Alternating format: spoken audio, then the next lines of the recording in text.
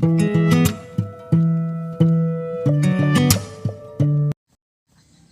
teman-teman, kembali lagi bersama saya Delsama Pati. Di video kali ini saya akan membahas tentang perspektif ekonomi kuasi kelembagaan, di mana saya memilih 5 tokoh kuasi yang menurut saya paling menarik. Tokoh yang pertama adalah Joseph Schumpeter.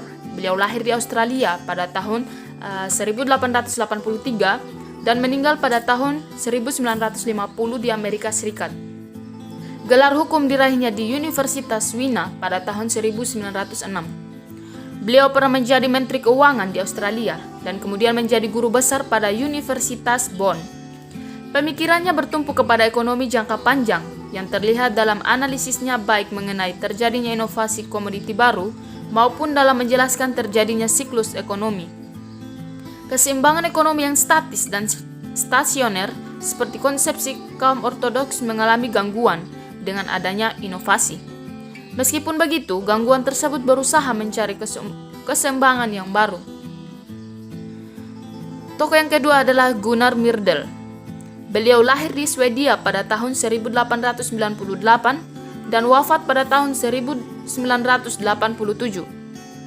Mula-mula beliau tertarik dengan pengkajian ideologi dan teori ekonomi, seperti yang ditemukannya dalam bukunya The Political Element in the Development of Economic Theory pada tahun 1930. Selanjutnya pada tahun 1944 terbit pula bukunya yang berjudul An American Dilemma: The Negro Problem, Modern Democracy. Menurutnya, keberadaan teori ekonomi dari kaum ortodoks tidak banyak menolong keterbelakangan negara yang sedang berkembang dan diperlukannya teori yang khas dan cocok lagi bagi negara sedang berkembang. Myrdal berpendapat bagi negara sedang berkembang supaya bisa maju, diperlukan perencanaan pembangunan yang meliputi segala aspek, yaitu aspek ekonomi, pendidikan, kesehatan, kependudukan, maupun sektor lainnya.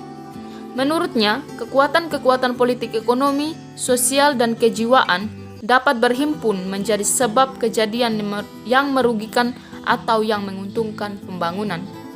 Nah, tokoh yang ketiga adalah John Kenneth Galbraith. Beliau lahir pada tahun 1908 di Kanada, merupakan lulusan dari Berkeley dalam bidang ekonomi pertanian, dan menjadi guru besar pada Universitas Harvard, Amerika Serikat. Beliau pernah menjadi penasehat Partai Demokrat, editor majalah terkenal Fortune, dan duta besar Amerika Serikat di India. Galbraith menjelaskan perkembangan ekonomi kapitalis di Amerika Serikat yang tidak sesuai dengan perkiraan yang dikemukakan kaum ekonomi ortodoks.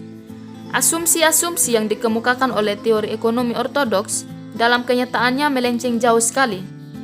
Keberadaan pasar persaingan sempurna tidak ada. Bahkan, pasar telah dikuasai oleh perusahaan-perusahaan besar. Tokoh yang keempat adalah Landreth dan Colander, yang lahir pada tahun 1994 dan dalam Santosa 2008. Membagi para tokoh ekonomi aliran kelembagaan dalam 3 golongan, yaitu tradisional, kuasi, dan neo. Aliran kelembagaan ditandai dengan lahirnya teori-teori yang dikemukakan oleh Thorstein sebagai bapak ekonomi kelembagaan. Kemudian dikembangkan oleh muridnya yang bernama Werskey Claire-Michel, lahir pada tahun 1874 dan meninggal pada tahun 1948. Menurutnya, setiap siklus ekonomi sifatnya unik. Maka untuk membentuk model yang sifatnya umum relatif, sukar karena setiap siklus mempunyai ciri-ciri persamaan-persamaan, itu timbul karena adanya kekuatan-kekuatan ekonomi yang muncul dalam berbagai tahap siklus seperti resesi, pemulihan, masa makmur, dan depresi. Nah, tokoh yang terakhir adalah Yustika. Beliau lahir pada tahun 2000. Tokoh yang terakhir adalah Yustika. Pada tahun-tahun terakhir ini terjadi kesamaan ide yang mereka usul itu kemudian dipertimbangkan menjadi satu payung yang bernama NIE atau New Institutional Economics. Aliran pemikiran dalam perspektif ekonomi kelembagaan Di atas menunjukkan perbedaan fokus dalam mendefinisikan lembaga. Perbedaan utama diantaranya kedua tradisi pemikiran itu adalah konsep tentang kebiasaan. Perspektif NIE menganggap kebiasaan sebagai hal yang penting dalam pembentukan lembaga dan menjamin keberlanjutannya karena kebiasaan membentuk sebuah dari kemampuan kognitif manusia. Jadi baik teman-teman, mungkin itu penjelasan singkat dari saya. Jangan lupa untuk teman-teman like, komen, dan subscribe channel YouTube saya. Terima kasih.